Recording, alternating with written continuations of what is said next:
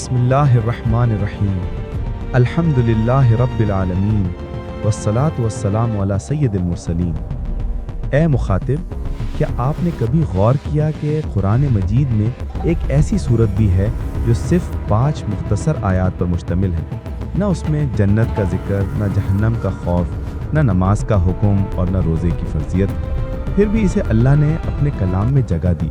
اس صورت کا نام ہی عجیب ہے، سورۃ الفیل، یعنی ہاتھی والی صورت۔ تو سوال یہ پیدا ہوتا ہے کہ آخر یہ صورت نازل ہی کیوں کی گئی؟ یہ واقعہ ہے نبی کریم صلی اللہ علیہ وسلم کی ولادت سے چند ماہ پہلے کا۔ اس وقت یمن میں حبشہ کے بادشاہ نجاشی کا گورنر ابرہہ اشرم حکومت کرتا تھا۔ ابرہہ نے صنعا میں ایک شاندار گرجا القلیس بنوایا اور خواب دیکھا کہ اب سارے عرب حاجی کعبہ چھوڑ کر اسی کے گرجا میں آئیں گے، مگر عربوں نے اس کی طرف توجہ نہیں دی۔ غصے میں آ کر ابرہہ نے طے کیا کہ وہ مکہ جا کر خانہ کعبہ کو زمین بوس کر دے گا۔ اس نے 60,000 فوج جمع کی اور اس میں 13 بڑے بڑے ہاتھی شامل تھے، جن میں سب سے بڑے ہاتھی کا نام محمود تھا۔ یہ عظیم لشکر مکہ کی طرف بڑھا۔ راستے میں جتنے قبائل آئے سب نے ہتھیار ڈال دیے۔ مکہ کے قریب پہنچ کر ابرہہ نے قریش کے سردار حضرت عبد المطلب رضی اللہ عنہ کو بلایا۔ ابرہہ نے دھمکی دی کہ میں تمہارا کعبہ ڈھا کر رہوں گا۔ حضرت عبد المطلب رضی اللہ عنہ نے بڑے سکون سے جواب دیا، میرے اونٹ تو تم لوٹ سکتے ہو، لیکن یہ گھر اسی کا ہے جس نے اسے بنایا، وہ خود اس کی حفاظت کرے گا۔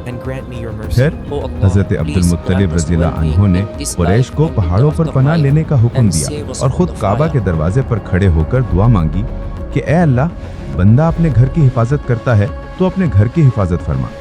اور پھر وہ معجزہ رونما ہوا جسے تاریخ کبھی بھلا نہیں سکتی۔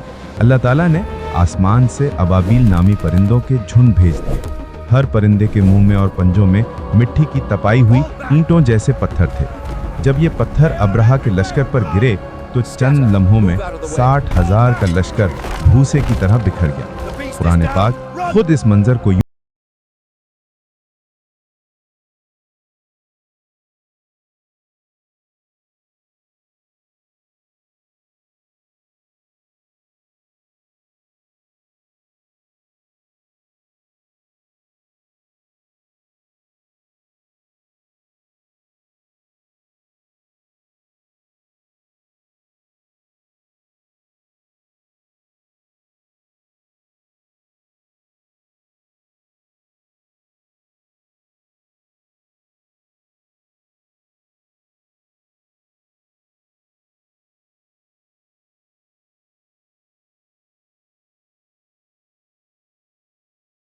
حیرت انگیز بات یہ کہ اسی سال جسے عرب عام الفیل کہتے ہیں، مکہ میں ایک بچہ پیدا ہوا جن کا نام محمد رکھا گیا صلی اللہ علیہ وسلم۔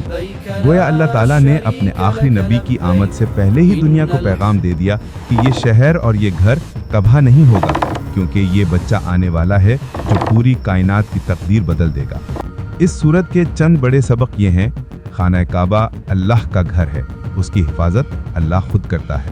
جو اللہ اور اس کے گھر کا دشمن بنتا ہے، وہ چاہے کتنا طاقتور ہو، اس کی تباہی یقینی ہے۔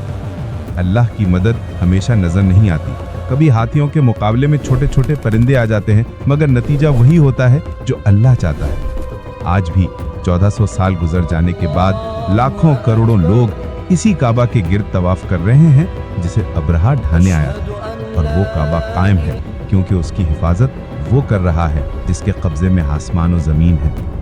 اے اللہ، ہمیں بھی اپنے گھر کی عزت نصیب فرما اور ہمیں اس نبی کی سچی امت میں شامل رکھ جن کی ولادت سے پہلے تو نے یہ عظیم معجزہ دکھایا۔ آمین۔ والسلام علیکم ورحمۃ اللہ وبرکاتہ۔